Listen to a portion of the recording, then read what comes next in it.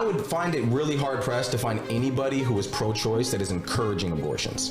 Planned Parenthood was put there to encourage black women saying, to have yes, abortions. maybe that's the case with Sanger back in the day, but I mean, anybody that is about the pro-choice movement right now, I'd find it very hard pressed for you to for somebody to tell you I am advocating abortions. They're advocating pro-choice. There's a big difference there.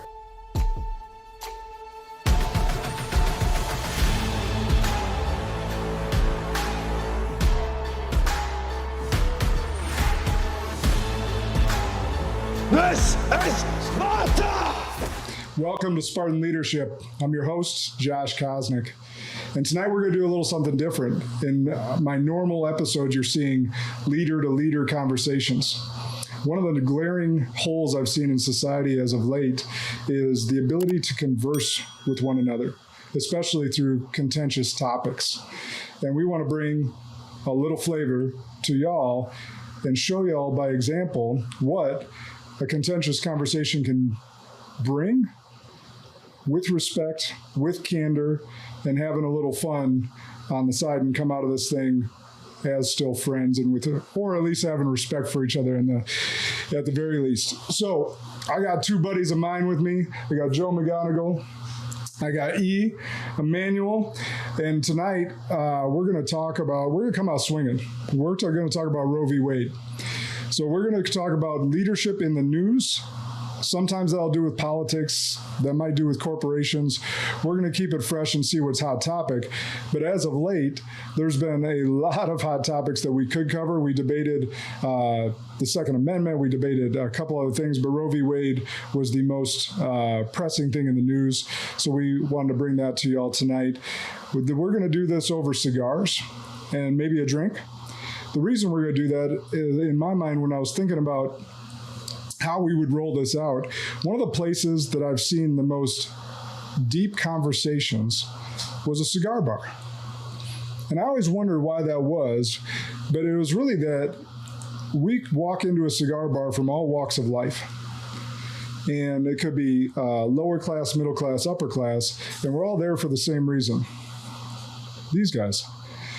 Different tastes, different flavors, and we're going to have conversations while we sit there. And maybe it's because we're enjoying our cigars so much that we can't leave and we get stuck in these contentious conversations. But either way, they're being had in cigar bars all across America. So in our little podcast studio tonight, we're going to create a cigar bar type environment and talk about some fun stuff. Or not some fun stuff, but it is going to be an example, right? It's going to be an example. So, Joe, tell the world a little about yourself. Joe McGonigle, Madison, raised, not born, tech guru, I'd say amateur activist. Yeah, that's about it. Packer fan in here, so that might offend the host. Retired Air Force? Retired Air Force. Not retired. Did a stint in the Wisconsin National Guard and the Arizona National Guard as well. Awesome. Welcome, brother. Emmanuel. Well, where do I start? Emmanuel Whitfield, a.k.a. GMA, greatest man alive, a.k.a. the mayor. I think one of my best attributes is just being a straight shooter. I don't care what side the coin lands on. I just want the truth at the end of the day. And that's what I'll probably bring to this podcast. And great cigars. Love it. What are you smoking on tonight? You gave me this one. You know I know how to smoke them. I don't know how to pronounce them. So I got started at the tasting room. That good crew over there with Adam and Sam and Jason and Abby and Rachel and Reed. So and Kevin, they got a great crew over there, and that's a great place to go. A little plug for the tasting room. Jason, you know, all those guys. But what did you give me today? The Padron 1926. Yeah. So, and another thing, this light is hot back here. Yeah. Well, we'll get that next time. We picked probably the hottest day to come in here because usually it's pretty cold, but it's humid outside. And Joe, I gave him the Ferio Tego. I'm not a cigar guy by any means. He's learning though. I do appreciate one here and there. He'll get Ferio Tego Generoso, and I got the Opus X Oro tonight. We're sipping on a little blends, at least Joe and I are. And, we're just going to get right into this. Like I said, we were coming out swinging with the Roe v. Wade topic. There's not many more controversial topics than that. So we're going to talk through this like we would at a cigar bar, have some great conversation, and go from there. Joe, you want to start us off? Oh man, where to start? I mean, you can start with whether 3 men should be having this conversation right off the bat. But hey, we'll kind of dive into it. I lean on the side of it is not my duty or my obligation to project my beliefs onto somebody else, whether it be Roe v. Wade, same-sex marriage, interracial marriage, whatever it may be, a plethora of different topics. That's where I'd say I'd stand on the issue. All right. I'd say it's pro-choice for sure. Yeah. It's up to what makes you happy or what decisions you make that you think are best for yourself. As long as they don't infringe on my happiness and the way that I live my life, I should not have a say in what that means for you. So your feelings on the controversial overturning? I think it's heartbreaking, right? I mean, it's a decision that should be made in privacy between a woman and her physician. I don't think that should be something in which the government should infringe or take away something that's been law for 50 years, whether you're talking about Roe or you're talking about Casey as well, which came later. I don't think that's an issue that needed to be taken to the Supreme Court and then overturned by any means. So it was taken to the Supreme Court 50 years ago, though. Correct, yeah. Yeah. Interesting. Before I interject, Emmanuel, your thoughts, opinions? I'm anti-abortion, but I'm fair and balanced about it. I just feel like with power comes responsibility. Just because you have a power to murder something or kill something, that doesn't give, I don't feel like it should give you a right just because you have that power. Some people have the power to have a gun, but you have to have a responsibility with that gun, and I understand, especially as far as incest and rape and when a woman's life is at jeopardy, I understand abortion. So I'm not the type of guy that says I'll just outlaw abortion flat out. But at the same time, just personally, I know there's a price to pay with God when you take upon using abortion as contraceptive or as a form of birth control. And I just think personally, you have to deal with God because I feel like it's murder, because I feel like kids are innocent. And just because you get pregnant or something like that, I don't feel like you should have a right to just abort a baby. But I do get it, like in certain situations, like they're talking about a 10-year-old kid, but just for a woman to say, well, this baby may hamper my life. What if a guy felt like that and said, well, this baby's going to hamper my life and tell her she's got to get an abortion? So, But it's not his body, so therefore it should not be his choice. I get it. It's not his body, but at the same time, it's not his body, but he's got to take care of that baby, regardless if it's his body or not. So they're going to, he can say, this is my life, my body. You don't have a right to tell me what to do with my body. Yeah, but vasectomies are a choice as well, and it's reversible. Yeah, I agree. I agree. Most of the time. I agree. Well, mine isn't. Yeah. I agree with you 100%. And like I say, I'm anti-abortion, but I do get it. I feel like at the end of the day, a woman does have a right. But me personally, I feel like there's a price to pay with you and the man up above. So make the decisions that you want to make. But me, I feel like you'll live with a lot of regret when it comes to that. So, and that's just my opinion. The great thing is having, like, your opinion is based in your faith, right? Mm-hmm. Like kind of what it sounds like. And I think having your opinion no matter what is one thing, but then you get into a slippery slope of like separation of church and state, right? Well, and it seems like a lot of the decision was made out of faith. But like I said, just when I say my opinion, that's just only goes I'm saying me. That. I'm not telling a woman you can do whatever you want to do with your body, and I'm not to hearing where all of saying I can tell you what to do or what consequences you will pay. Mm-hmm. I'm just saying, me personally, I think it's wrong, but that's just my opinion. And I understand women are going to make their own decisions in life, and that's just how it is. But so, do you think you're more on the fence of it, where you believe, like, obviously you think there are circumstances in which I'm against it, but I understand. You understand? I understand. I'm against it, but I'm not going to say you should lock a woman up, or that's her choice at the end of the day. So sounds like you are more pro-choice than you would be. I'm just being fair. I'm anti-abortion, but there's some people who say you should be locked locked up. There should not be no cases where you can have an abortion. I think that's ludicrous. Like if a woman is on her deathbed and they're saying, or if a child has just disformed or disfigured or whatever, and they're saying this child is going to be brain dead or something, and they say, well, you just got to have the baby anyway. There are circumstances where I get it, and there's a lot of people who don't get it, and they're just so gung-ho of saying no abortions, flat out, not at all. But what Roe versus Wade, when they reverse it, they're putting it back on the states. Now it's shut up or put up. A lot of these Democratic states where they're marching out in the streets, this is your state. We shouldn't even be talking about this in a Democratic state, So it's levels to this shit, if you want to say it. You can say shit. We'd say shit in a cigar bar, right? Yeah, levels to this shit. So good points on both sides. I think for me, being a father of 4, it's heartbreaking in a couple different ways. I'm raising 3 little girls. Yeah. So thinking about the rape piece, thinking about the incest piece, I have a lot of conflicting feelings there. Now, what I will say though is, and this is where people want to talk about like ectopic, did I pronounce that right? Yeah, ectopic. Ectopic pregnancies or incest or rape. We got to also understand that media likes to sensationalize everything, right? So that's less than 1% of the abortions had. And yet that's what people want to focus on the most. And it's like, no. There's still statistically 92% of abortions are elective. I understand that part of you saying the statistics part of it, but then you have some people saying, I could care less if it's that type of pregnancy or if it's incest or rape, there's no abortion. I don't get those type of, the people who say flat out no abortions across the board, I think that's wrong. But some elective abortions are also due to miscarriage.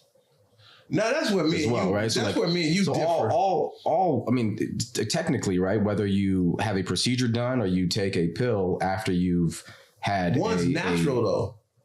What do you mean one is natural? A miscarriage is natural. Correct, but those still probably all get grouped in the same statistics. I know, but you shouldn't. In which you're, I'd assume so. But it's all the same procedure. Well, a lot of women will have a miscarriage without a procedure. Right. It's natural. To then process the abortion, you have the option to do it naturally and have your body expel that from your body, take a medication, or have it's not a surgical procedure, but it is a medical procedure. You can't label that the same. If a woman take a pill to induce a miscarriage, that's not the same as a natural. It didn't induce the miscarriage. It induces the process of expelling. But it's the same thing because a lot of women are sitting at home crying because they've had 6-7 miscarriages because they can't. Their body can't. Yeah, their body can't take on a pregnancy, and they're miserable over that. Then you have some woman that takes a pill to get rid of a baby. You can't call it. I wouldn't call that a miscarriage. Or if a woman naturally has a miscarriage. No. That's not what I'm saying. That's what I'm saying. I'm saying. Trying to say that's the same. So no. So there's the same process in which a woman, finds out at X amount of weeks that she life is no longer viable inside of her womb. There's no heartbeat, whatever it may be. They're given an option to. That's inducing if the baby's already dead inside of her. Correct, but it's the same procedure. It's the same medication that you would take as if you were that same weeks and you wanted to get rid of the fetus. But the difference is one of the fetus is alive and the other one is dead. So there's a major difference in that. And I guess it also then depends is when you believe in which a fetus is now you get into the scientific part. That's where that gets tricky. Let's go there though. They call it I'm blanking on the technical term, but essentially like when people deem a viability. fetus, viability for it to be a person, or it's also deemed when a fetus can survive outside of the womb, without the mother. It's determined in different. But a lot of people say timelines. A lot of people say, these parents weren't going to be good parents, and it was a teenage mom. I ask you this. If you believe in reincarnation, right? Like you like life the way you like your life right now, right? If there was a guarantee, I can't complain. No.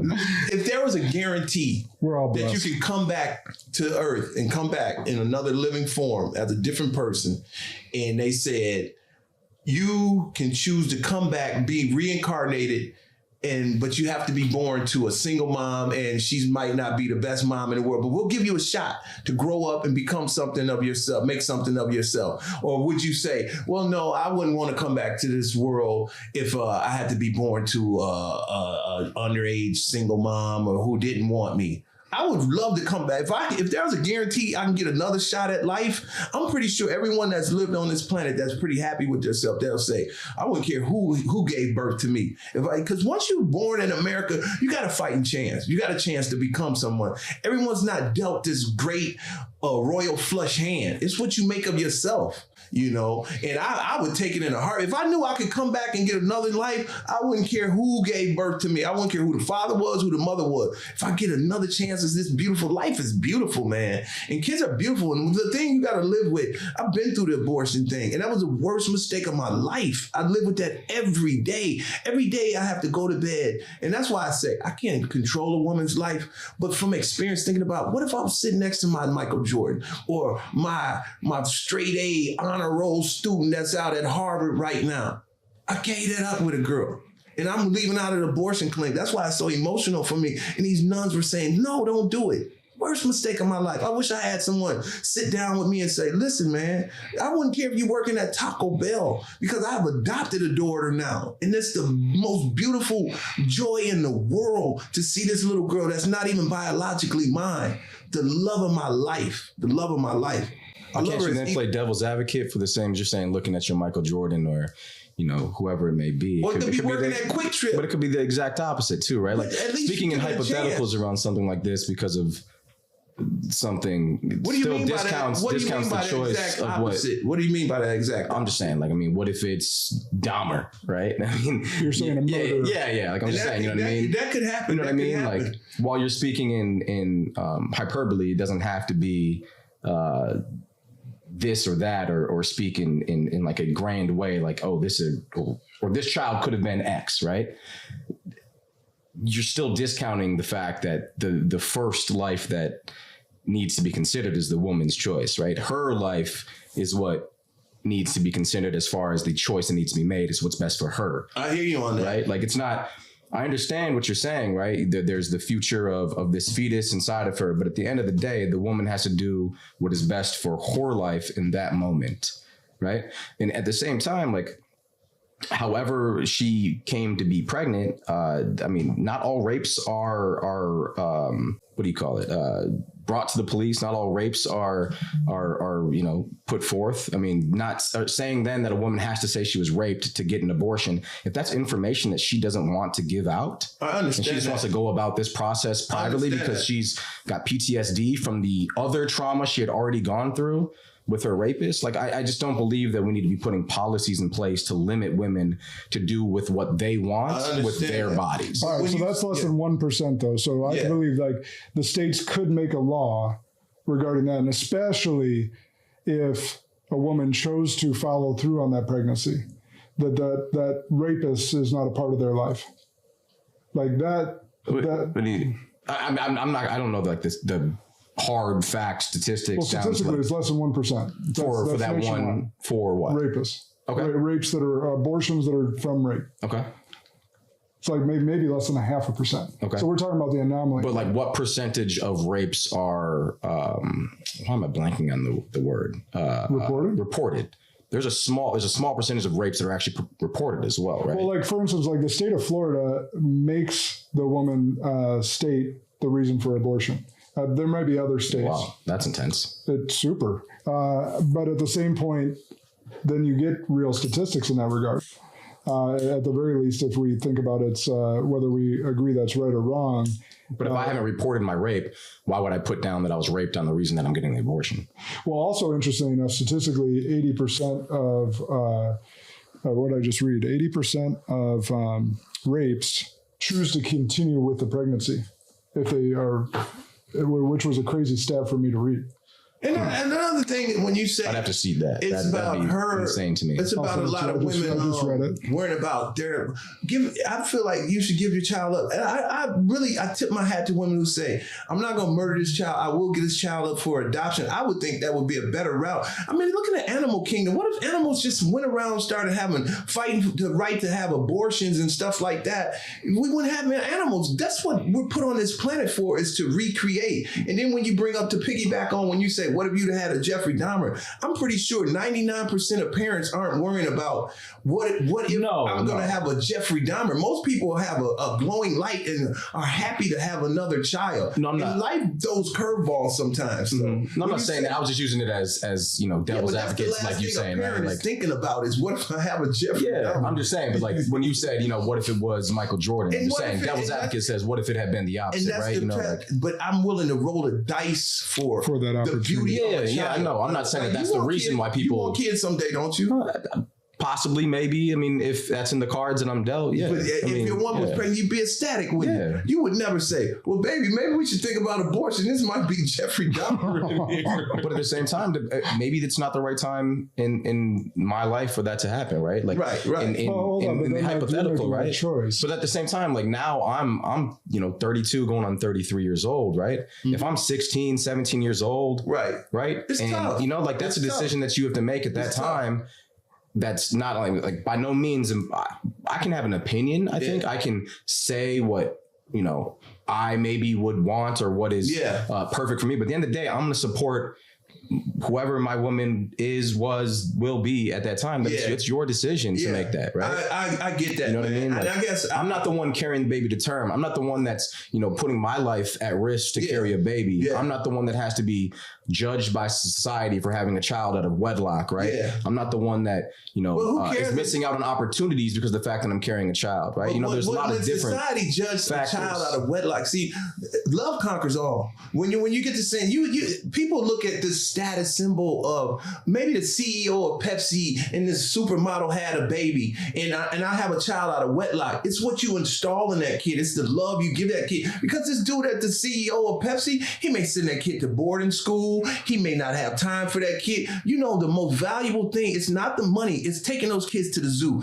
going to football practice. Like my little girl right now, it's all about what I put into her. It's the love. I'm not a millionaire. I'm not some rich guy, but all of my kids got 4.0s because I programmed them right. I don't come from this structured Rockefeller lifestyle, but one thing you can do, love. It breaks down all boundaries. Love is very powerful. Time. It's not what you buy these kids. It's about not missing parent confidence. I see these little ghetto dudes sometimes, they're at the football practice, just love their kids. And then you get these rich millionaire guys with the Porsches and the Benzes. They don't even have time for the kids. Look at the pro athletes, some of these pro athletes. It's about that love. And you can work at McDonald's. A lot of Hispanics families show you what familia really is about. And they don't believe in abortion. And they're all about family. So your status symbol and how much money you make, it only can get you so far. Because when I look at every day, see, I cherish life a little different than the average man.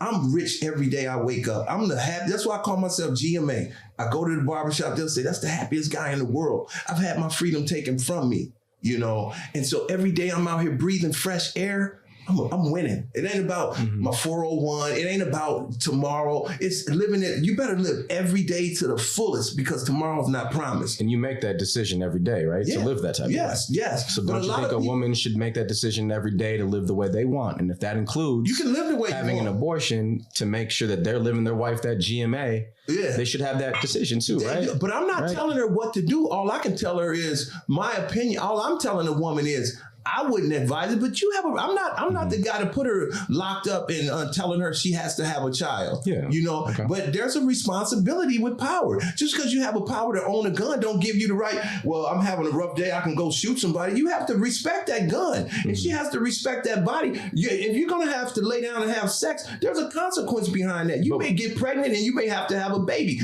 But you got the power to kill something and get rid of that. Who holds the gun? She holds the gun. No, you and I and Josh hold the gun. No, she holds the gun. Pregnancy starts with an ejaculation. Hold on. Pregnancy starts with an ejaculation. So does it not? Do we get pregnant? Huh? Do we get pregnant? But you sure enough started. But who holds the final decision? But it takes two. I'm saying though, but you sure as enough started. I'm saying we both started. So the power then, the contraceptive, the way into ensure you do not have a child starts with the man. No, it starts with two. It takes two to tango. And at the same time, when you say who holds the power, when a woman gets pregnant, say, I'm keeping the baby, the state comes in and they take control of your body. They say, we'll lock you up if you don't take care of this child. We're going to force you to be in this child's life and this woman's life. Because you had a decision to make. And she had a decision to make, You made the decision to We not both wear a Jimmy hat. Yeah, and I agree.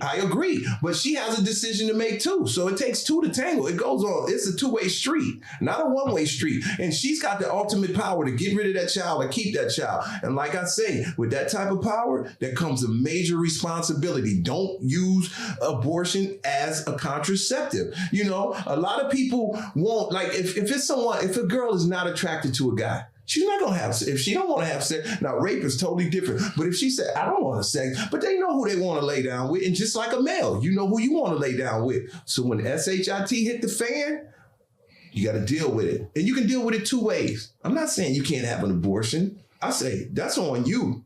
I wouldn't do it. And when the stuff that comes behind it comes your way, as it did to me, you know, I just feel, and I'm not saying I'm totally right about this. I'm saying from personal experience, God has gave me a nice, and I repent to him every day for that bad decision I made. And that's where you and I'm not a religious, right? I was raised Catholic. Yeah. You know, baptized, did all that. I'm just not a religious man. I'm a spiritual person, I'll say, right? That's what I'm spiritual. Okay. And I'm going from experiences when you know, I wanted a boy so bad.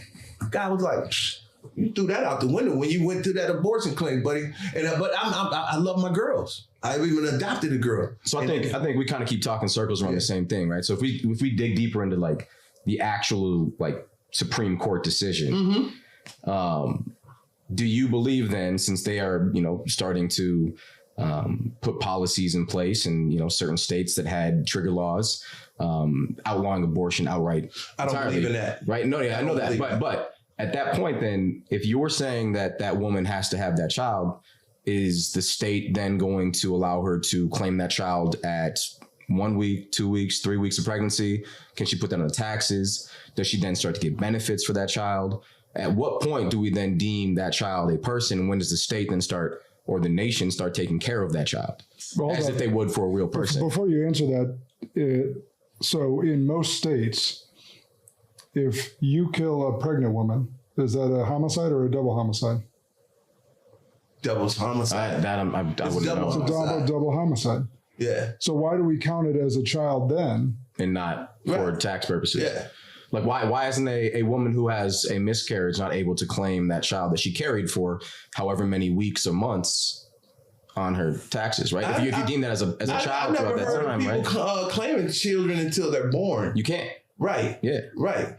But yeah, for sure. But that's what the state and the federal government is saying, is that they deem the fetus as a person at a certain amount of time. So then the mother should be able to claim that child as... Let's talk about that fetus thing quick, too. That can become a slippery slope because they can't count that until that baby is actually here in the present. It could be in your stomach, but a lot of women could just start claiming stuff as soon as they say I'm pregnant. You know, I just think that's such a slippery slope. How can you claim what? You mean? Why shouldn't they be able to carry a child? Be able to prove. No, I'm just saying, I don't think you should be able to claim a child until it's physically here. It's still alive inside of you. Why not though? I mean, well, if you're going to claim that, we got sperm cells and egg sacs. They're live in us all the time. No, but it's a lot different if a woman is carrying a child, right? I mean, there's a big difference between...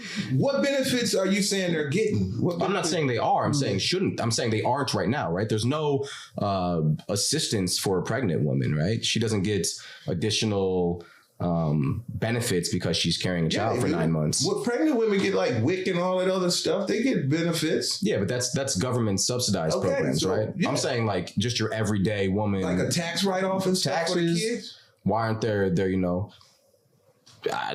transportation to appointments, you know, there's a bunch of other benefits you can provide. Well, if that baby is a person now, then that person. I think pregnant women do get some of those benefits. They do. In some cases they do. They do. Maybe in some, but those are the same probably category or demographic of people that are getting other government assistance. So why did they get free? Why did they get lower class? I mean, it depends on. Don't tell me this, Joe. Why do they get free parking spots at the mall? Expecting moms. It's a shorter walk, man. Because they're carrying a fetus inside of them. Well, hold on. Why do you keep saying fetus? Because I don't deem at some point. I mean, I'm not a scientist, but I mean, I personally don't believe that a woman, like, right, there's some laws in place that no abortions after 15 weeks. I don't know if I necessarily believe that a fetus is a person at 15 weeks. You don't? I mean, so you've never been to an ultrasound. Mm-hmm. You're making assumptions. No, I'm asking. I'm not asking it as a question. Their eyes are open and stuff. So it wouldn't bother you since they're not humans and they're not kids. If they just went around and got every kid rid of every fetus or whatever at 15 weeks, you'd be fine with that.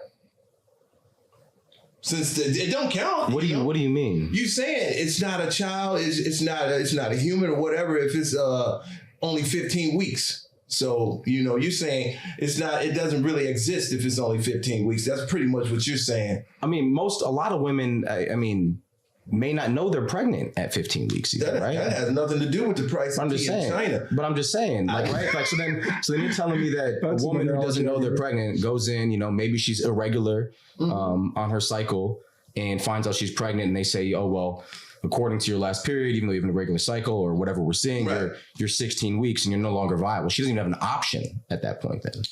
Well, correct, because her body, for whatever reason, rejected the pregnancy. No. I'm saying that she's 15 weeks. She just found out at 15 weeks that she's pregnant. Saying she's just now finding out. Oh, okay. But that's the chance. And then abortion's like, all right, I misunderstood how you said that. But that's almost like saying, well, I only smoked for 5 months and I got cancer. That's a chance you take when you lay down and have sex. That's what responsibility comes in. You have unprotected sex. You have a chance. I don't care if you learned it when you were 5 months pregnant. That's the chance you take when you have unprotected sex. That's when you cannot start using abortion as a contraceptive. Now, a woman who protected herself, now if she was on birth control and she somehow slipped up and got pregnant, that's totally different. But most women, or men, if you lay down and you are unprotected, there's a risk. Yeah, there's a risk. And then you go into blood. Well, I didn't know. I pulled out. No, you took that chance to lay down with her. So, I mean, that should still be her choice, what she does with her body. At what point then are you putting the fetus's life over the mother, the pregnant woman? Her life is not in jeopardy. You're talking about getting abortions for not being comfortable and not being financially ready. That's not putting your life in jeopardy. That may put you in a loophole. Everybody gets pushed into a corner within life. So you just can't go around killing something. But if you can make a decision that you deem is best for you, at that time, why should a woman not be able to make the decision with herself? There's a lot of decisions best for you. Well, because it's still murder. Where his wife was making him miserable and taking all his money. He said, well, best decision for me. I got the power to kill her. I'm just going to kill her and get rid of her. There's a lot of uncomfortable stuff in life. That's like an extreme. I just don't think, and I think abortion is extreme, but at the same time, more power to you. That's your choice. Exactly. You. I don't want to be one of these guys. Now, I think it's extreme when some of these guys say, I don't give a hell if you raped or I don't care if you got to die. Yeah. I think that's crazy. I think that's where... I think we all agree on that. Yeah, I think we all agree on that. You talk about the middle ground in which you can find. I think that's a middle ground that I think you're going to find across almost everyone. Oh my God, dude. You're talking about the extreme type of people. We're talking, first of all, let's get on... Real clear. Joe was right in how we started this. We are 3 men talking about this topic. Yeah. All right. So let's get that clear. Secondly, if I could pronounce that damn word. And there's more than just that, right? So that's where a pregnancy happens with inside the fallopian tube. Right. Yeah. A woman can get sepsis while she's pregnant as well. Which means essentially if you have a risk of dying as a woman, if you have a risk of dying as a woman, you have to take priority over the woman's life over the baby's.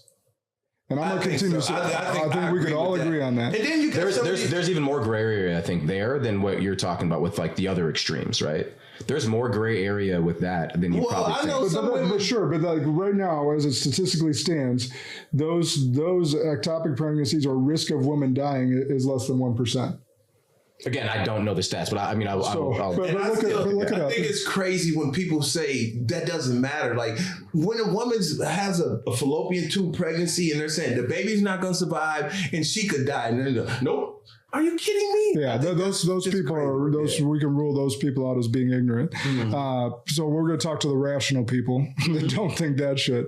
Let's go back to that fetus baby comment. Like, is there a time frame that you think That because like, so my thought, and I'll just put myself out there since you don't want to go there, but at 8 weeks, I go to my first ultrasound and I hear that heartbeat, like my heart's just done. Like that's a baby to me. That is my baby. Yeah. Right. Yeah. And science has already proved that life happens at conception. So that's life. They're not, so it's not saying baby or fetus. It's not arguing that. Science has already proved that life starts at conception. And now we want to, I think the word fetus was introduced to downplay the fact that we're killing babies. I think the word is to soften, like it was put out there, whether it was Planned Parenthood or whatever. Either way, that word was introduced to soften the blow that these are actual babies. And the argument that I've heard from the two of you so far has been, a pro-woman's body versus the baby. And the fact that the question I want to ask is, at what point do we stick up for the baby that has no choice in the matter? That's my question. At what point do we stick up for that unborn child? I personally just think that's null and void in the conversation, because I don't think that anybody should tell a woman what she should and should not grow inside of her body and bring to term. That's just not, I don't see that as something that the government nor a man should have a decision about, right? Like, I mean, if a woman should be able to do with whatever she wants with her body. Right now, if you want to put timelines on things, at the end of the day, like, I'm not going to say when I don't know enough to know when that is, right? Viability outside of the womb. Maybe that's the case. About 20 weeks. 22, 23 weeks, whatever it may be. Maybe that's the case. I don't have an opinion on that. My main opinion has to do with the fact that I don't have a say in it. The only say that I have is that a woman should make whatever decision she feels best for her life, and whatever decision she makes should be made within private, and we are no place to judge why, when, or how she goes about dealing with that type of decision. I cannot become pregnant, right? I can be responsible for pregnancy. I believe fully that men are responsible for that, but it is not my decision. I can have an opinion upon whether that child or that fetus or wherever we are inside of this conversation right now, whether it be brought to term or not, right? But I am in no way able to force that opinion. So are you saying men and women are different? What do you mean? I mean, you're gonna get me in trouble when I answer this question. Right now. Yeah, I know, it was a trap question. Yeah, I don't know. I mean, we can go really deep on this one, that I'm sure this conversation will take an entire left turn. I like left turn. And I won't go there. I have an entirely other, there's intersectionality within inside of this conversation, right? Oh, there's tons. Right. And there'll always be tons in all the conversations we're going to have. It's just, it may not be first take conversation type stuff, Okay, answer me this, John. Yeah. Do you think abortion is natural?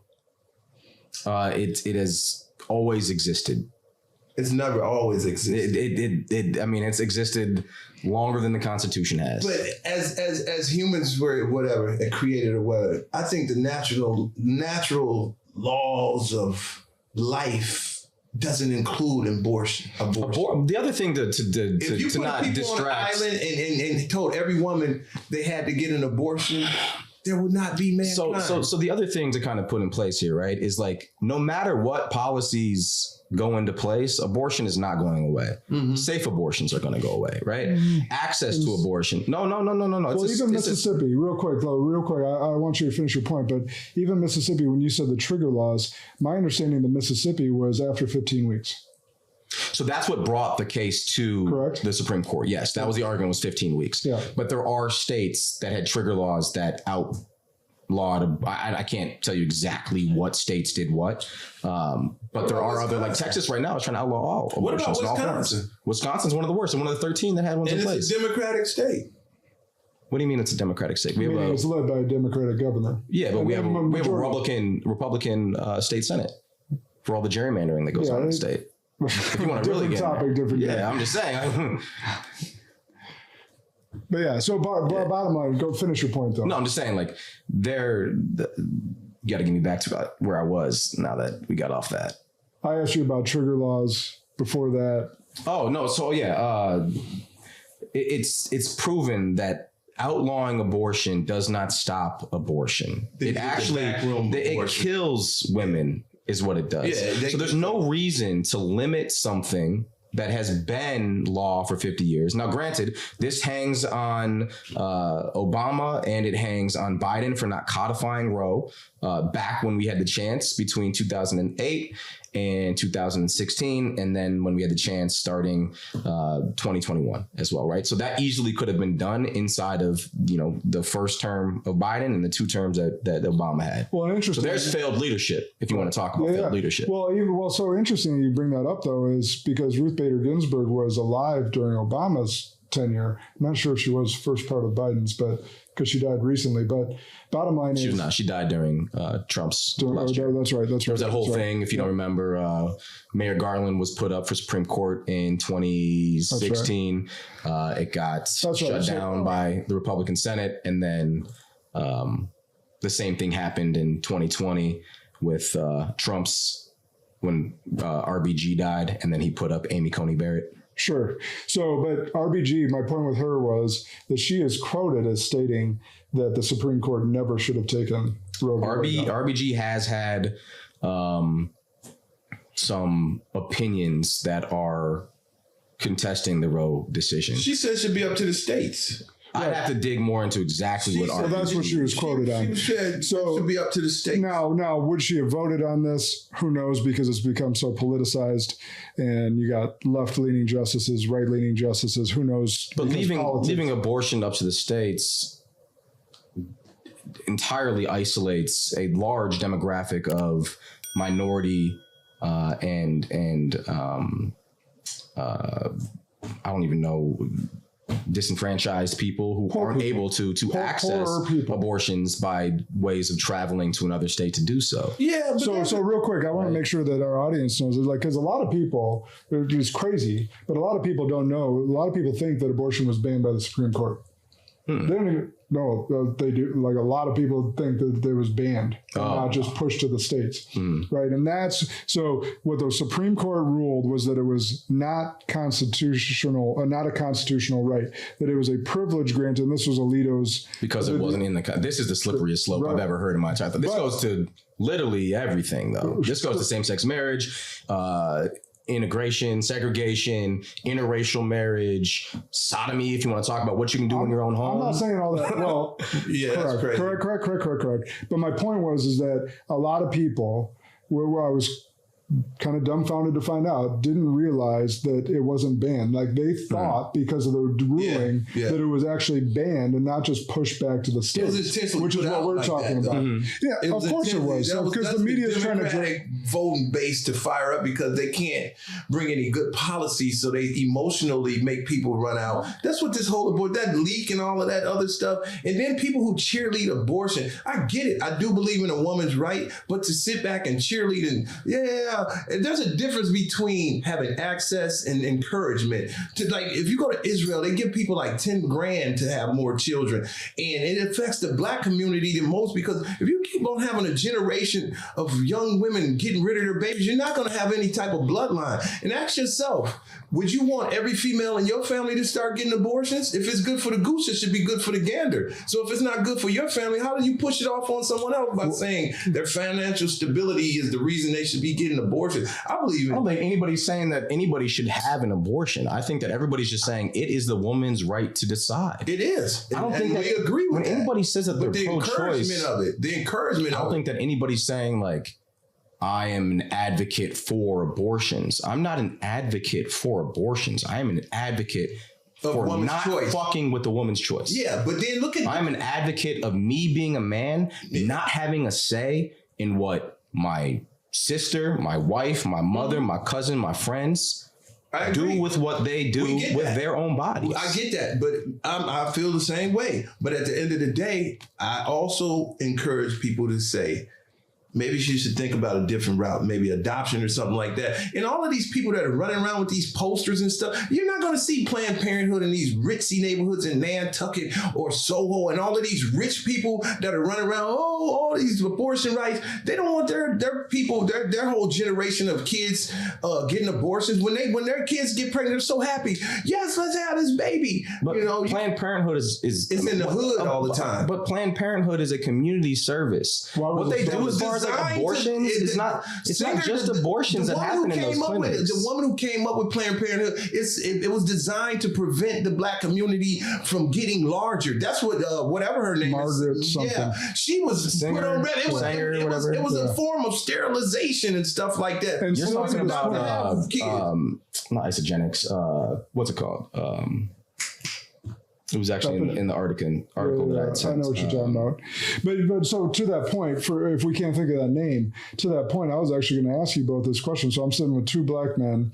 It's documented well that Margaret Sanger was a known racist and started Planned Parenthood to kind of put a cap on the population of Black people. Yeah. So I was going to ask you both leaning different ways on this topic. But I know we have some middle ground, but like, still to this day, I don't know the exact number, but it's an exponential amount more of Black people having abortions versus white people. Yeah, I would definitely say it's not an exponential number, maybe percentage to population. That's a number. But more is not right. I mean, being that we're 13% of the population, I can guarantee it's not actually. That's a loophole. So you're right, but either way, that might be right. Actually, I don't know. You might say percentage, like it might be by populace. I'll have to look. It might be both, though, Joe. It was a crazy number when I read it. Just like they try to do with Black on Black crime, they'll try to look at the overall number. But if you had 20 Black women and you had 20 white women and 15 of the Black women get an abortion and 2 of the white women, just because they outnumber us by so many people, they'll take in that 1% of, they'll loop it all in together and say, well, only this percentage of these are getting abortions and there's only this because of our smaller population. You always they're not cycle it out by that's just like saying, while the Black population is 13% of America, we're upwards of 50% of the population in prisons, right? But either way, if more Black women are getting abortion by per capita, then let's just talk. So let's say it's that. Mm-hmm. That's still an amount more than white women by percentage are getting abortion. So how do we feel about that as two Black men sitting here? Again, I know you said it's women's choice, whatever, but 100%. It seems to be that Margaret Sanger's intention behind Planned Parenthood is working.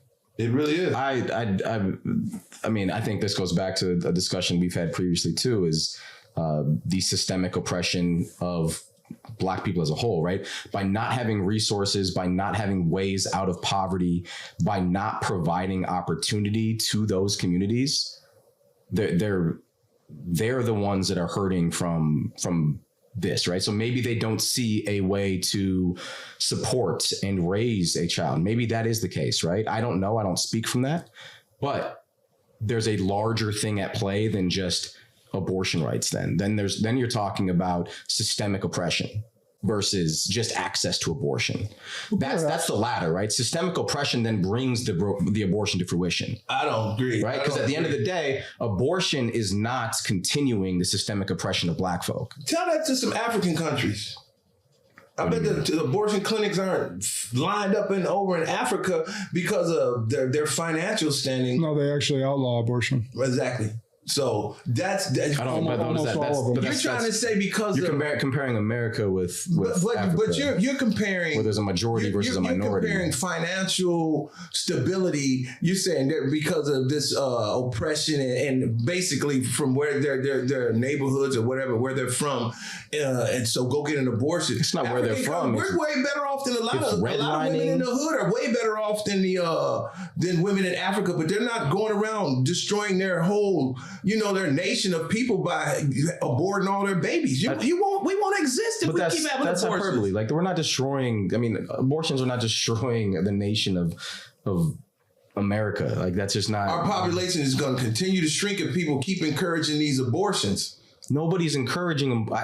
I would find it really hard pressed to find anybody who is pro-choice that is encouraging abortions. Planned Parenthood was put there to encourage black women to have abortion. Maybe that's the case with Sanger back in the day, but I mean, anybody that is about the pro-choice movement right now, I'd find it very hard pressed for you to for somebody to tell you I am advocating abortions. They're advocating pro-choice. There's a big difference there. I think they're advocating abortions for those over there, not for me over here in my family, but you guys, you're too broke to have a baby. You guys have an abortion. But if my daughter get pregnant by her boyfriend or her husband, we are with open arms. A lot of people can't wait to be grandparents. I just couldn't imagine.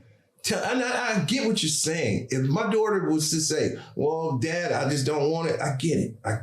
Who am I to say, no, I'm going to make you have this baby? Mm-hmm. But all I can tell her, I wouldn't do it if I were you. That's all I'm saying. I would encourage her to have the baby. I would even help out or whatever. I'm willing to, it takes a village to raise a child anyway. And there's people opposite well, that's the thing, of you. Is like you're able to provide your daughter that support.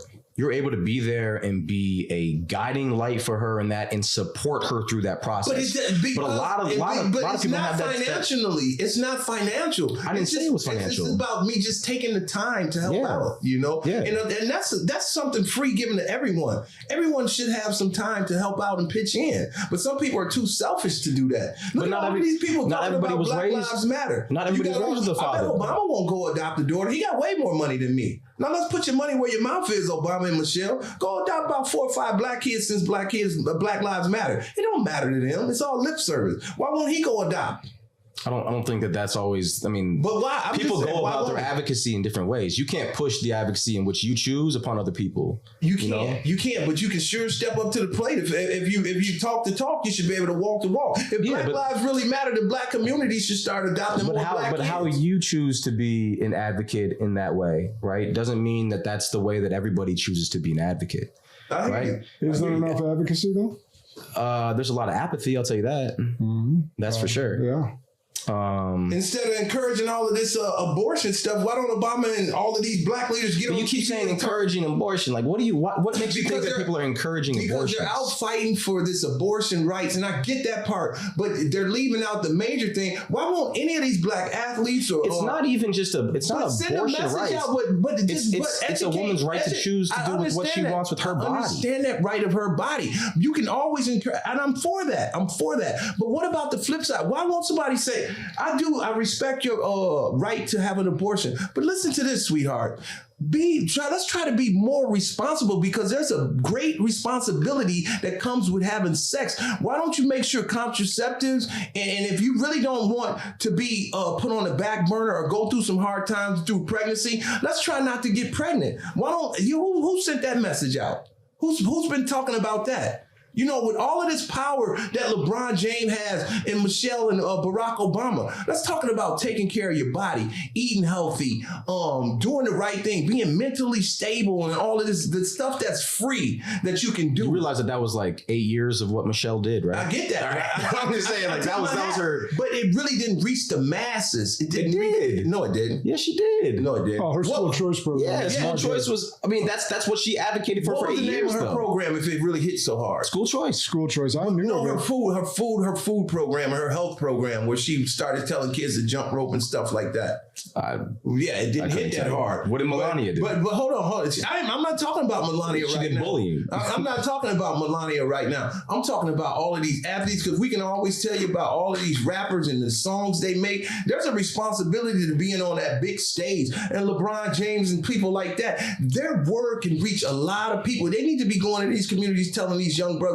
LeBron has his own school. Oh, I get that. I get That's not enough. You should have more. We don't even know the name of his school. It's some dream. I got plenty of time, but some dream. Yeah, Martin Luther King. But you're just saying he's not doing something, but he's doing exactly what you're saying. When you can reach the masses, when you got that big stage, you should be drilling it in his head. How many times have you ever seen LeBron? He'll talk about George Floyd. You'll see that tweet, but when's the last time you seen him tweet about? He got the power to tell these brothers in the hood, stop killing each other, get an education. Those are so important. Why are you then putting that emphasis on somebody who? Because they got a lot of power. He has a lot of influence. They have influence, man. But at the same time, like, again, going back to systemic oppression, going back to redlining, going back to, I mean, if you want to take the closest neighbor we have, talk about the last utopian society in America being Cabrini Green and how they disenfranchised that neighborhood and moved them out to the south and west side of Chicago. Are you going to let that dictate your future? And then you can't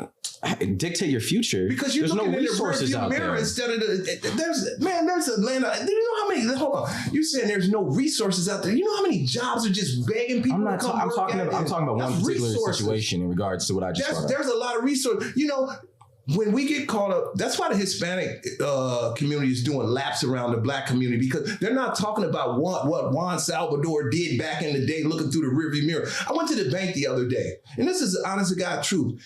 It was a Friday. I went to the bank on a Friday. All Hispanics in there cashing checks. Not one black person but me in there. And Hispanics have just been coming over here in the last 10 to 15 years, but every one of them. That's not true. Hold on. I'm saying a major part of the community is a lot of Hispanics are coming over here right now. All of them were in there cashing checks. Where were the black people? Where were they at? You know, they're not using crutches. They're not using crutches, and that's real. Hey, let's talk real quick. And I'm not the only white guy sitting here, so we say this I'll say this with risk of getting my head chopped off. But I think there's one thing that we haven't covered with that you're talking about kind of missing the boat on some of these things, and regardless of oppression and where, and it's kind of touching on what you're talking about, but the men in the households or lack thereof, that has increased over time. Yeah, that was encouraged by the white government, though. That's a crack epidemic. They told black women, you cannot have your man living in here if and you can't receive these. I think that did a whole number. I don't know that. I'm not sure, but you also have to look out the disproportionate amount of black males in prison. You have to look at the crack epidemic. Yeah. We talked about this last time, mandatory minimums and what that did during the Reagan era. The crime bill written by our current president and all that. Yeah, exactly. Yeah, for sure. Did you just see the news clip of Joe Biden saying, if you had $25 worth of crack, you go to jail for 5 years. No ifs, versus a kilo of cocaine. No, he just said if anybody get caught with $25 worth of crack, no probation. I pull it up on my phone. Oh yeah, that was the mandatory minimums. I remember. You can hear it come out of his mouth, but then you got Hunter just last week weighing up crack, and he's saying that's my boy. So that's just crazy to me. The Hunter's got his dad saved in there as Pedo Pete. Mm-hmm. But anyhow, that's besides the topic. But you're right. And I think there's a lot to do with the crime bill. There's a lot to do with the war on drugs. There's a lot to do with the government encouraging and society. I don't know about the government encouraging single black women to get their check. I don't know. That is something I don't have. The government said if you receive benefits from, just look at how it all started. When they started moving blacks into the housing projects, they said, if your man lives here with you, you get no benefits. You cannot stay over here. If you get caught with him in here, you get kicked out. If your son catches any type of criminal, if he's accused of any crime, you get kicked out, he get kicked out. So they encouraged to split up the black family. They told black women, you can get more money if you have a baby, but if your man is here, you cannot stay here. That's encouraging the man to be out. You know, the men had to sneak over to see their women and kids. But Hispanics have come over here. They encourage that. You know, they say, you all can live together and be generations live together. You can all live together. But if a black man was to live in a housing project, just look at Section 8 right now. It goes on right now. A man cannot live. Do you think there's a different conversation to be had about being denied your culture, being denied your lineage as a African American, right?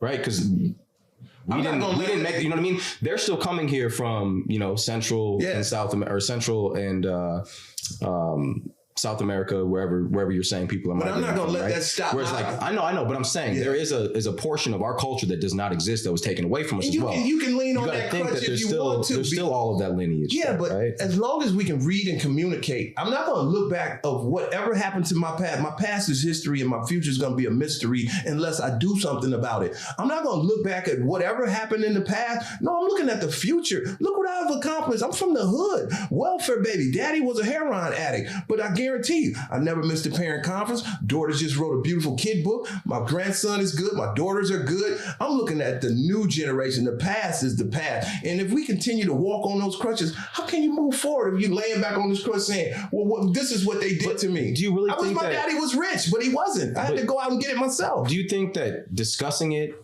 and acknowledging that those obstacles exist, what is that really do becomes for a you? crutch. I don't think it's become a crutch for me, my family. I come from a single black mother home as well, right? But I'm just saying, like, me acknowledging all of that didn't inhibit me from being successful. But that's giving excuses. Right? Why bring it up? Why talk about it? My family acknowledging that and being advocates and starting foundations and scholarships to do something about it. Was us acknowledging that to then put those things in place while we're still being like, I don't think by acknowledging systemic oppression and the plight of Black America is inhibiting us from success. But it gives crutches to some people. Just imagine if things still aren't equitable, then it's not there. You still have to continue to let people know that it's not equitable. But it's not equality even that we're searching for equity at this point. It's making the problem worse, and it's hindering people from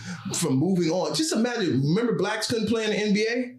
What if they was just still sitting here saying, remember when they wouldn't let us play? No, we kicked in the door and we took over.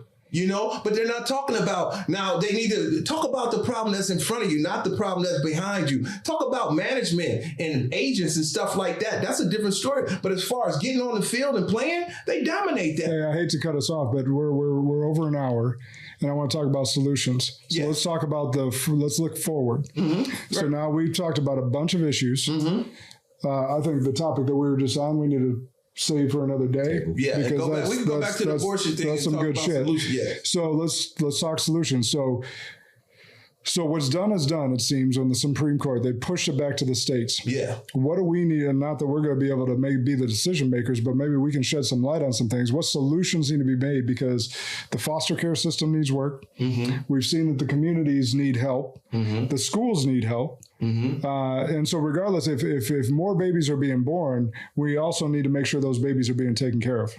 Well, I'll start out by saying, instead of sending $40 billion to Ukraine, I think we should keep that money in America and start fortifying, not like making it a Fort Knox thing, but secure some windows at these schools, have some locks where these nutcases can't kick in a door or shoot through a door. We should start rebuilding, making sure these kids have books, making sure they have air conditioning, make sure they should have free hot lunches, because we have the money in America. And we should start making sure the foster carers are better and better mentorships, and pay some of these ex-gangbangers, get them a pretty decent job to try to mentor, because some of these kids look up to these guys. Yeah. I think we need to start doing that and just start listening and understanding other people. I think that's where we start. Joe? I mean, if we're talking about solutions for abortion, I mean, I think codifying Roe is the number one solution. I think President Biden needs to put his money where his mouth is and put some executive action in order for this particular issue. I can live with that. I truly don't believe it's a state's issue.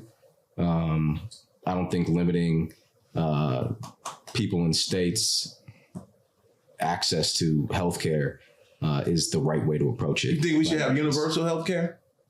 Yeah, I think healthcare is a right for sure. I don't think that anybody should be I agree. Going broke because of parts that they can't control, because of situations with health. And again, that goes back to other forms of socioeconomic issues, right? Yeah. A lot of health issues stem from the fact that you don't have access to good food, good health care, good workout regimens and all the other things that go with being healthy, right? We have access. Right? I think a lot of people aren't educated enough. It's a lot easier nowadays to go get a meal at McDonald's than it is to cook a home-grown meal from. And that's on purpose too. Yeah. So I agree with that. I would say that we've covered so much tonight, and I think that you both hit on some good points. I think that.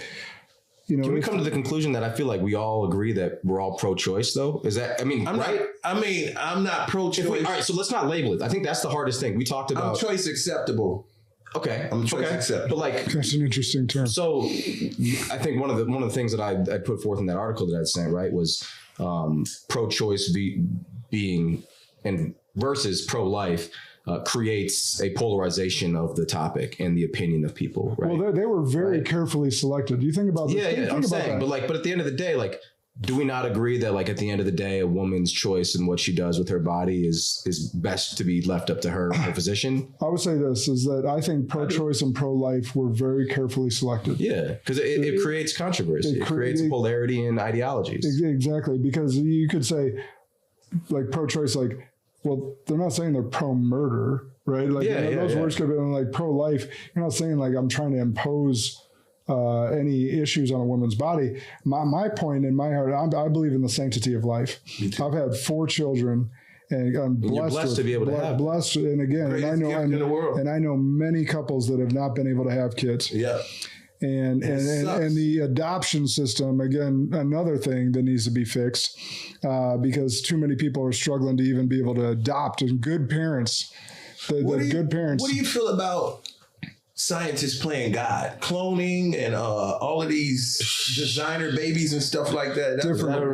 Different topic. Yeah, different topic. But the biggest thing for me is I believe in the sanctity of life. I've been blessed to have 4 kids. Yeah, I've had many of friends that have struggled with having kids, and it's hard. And then I am as American as you can get as far as choice. So I struggle with this topic mightily. And I think there's probably a lot of people like me that don't have either a platform or a microphone that also sit here and struggle with voicing their opinion, because on one hand, I want to stick up for babies, because the moment I heard that heartbeat, that baby was viable to me. Yeah. Mm-hmm. That was my child. I wasn't carrying that child. And as a father, you're sitting there trying to connect in any which way you can. The mother is going through that whole experience, right? Mm-hmm. And so I struggle mightily with this topic. I struggle with it. Like, I wanted to go with the Second Amendment thing. That's an easier topic for me to argue.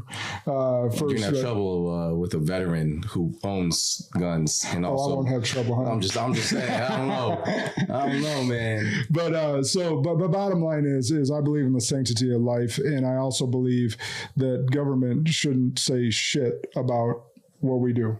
So it's a dichotomy and hard thing for me. It's a double-edged sword. Yeah. And I get exactly what Joe's saying.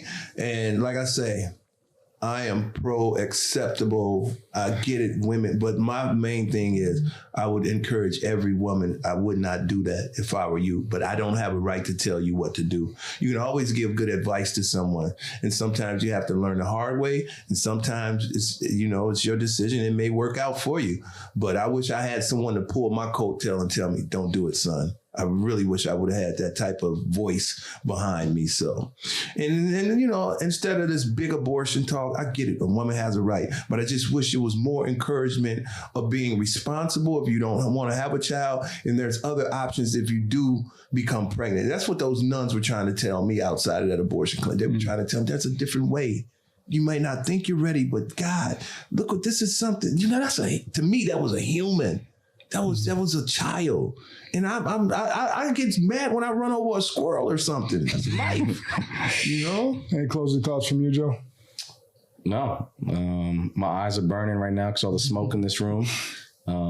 No, I appreciate it. We'll work on ventilation. Yeah. It's sweaty in here on this hot day. Joe held his own, though. I got to give him credit. Joe's a sharp dude over there. Hey. And I can't wait for him to have some kids. Yeah. Hey, we had fun with this topic today. I know that there's going to be people viewing or listening to this that are going to agree with one of us, disagree with one of us. Bottom line is we're not politicians. We're not experts or scientists. And then on this particular topic, we're not women either. So that's true. But it is a conversation that I think more men should be having, right? Yeah. Because it is something that needs to be brought to fruition. There's so many men who are silent on the topic.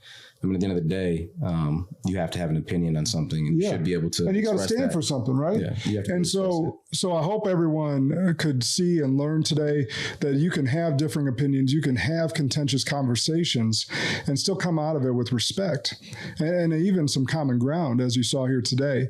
So that's what we want to continue to bring on this topic. Hopefully you all enjoy this. Again, on Spartan Leadership, I always want to remind remind you that good and great are the enemies of possible.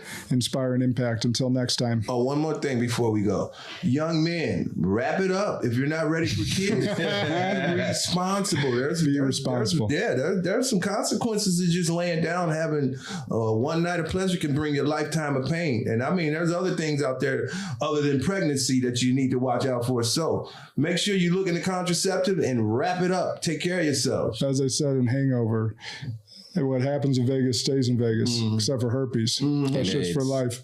There you go. There you go. And that's the only free plug for Tasting Room. Pay us.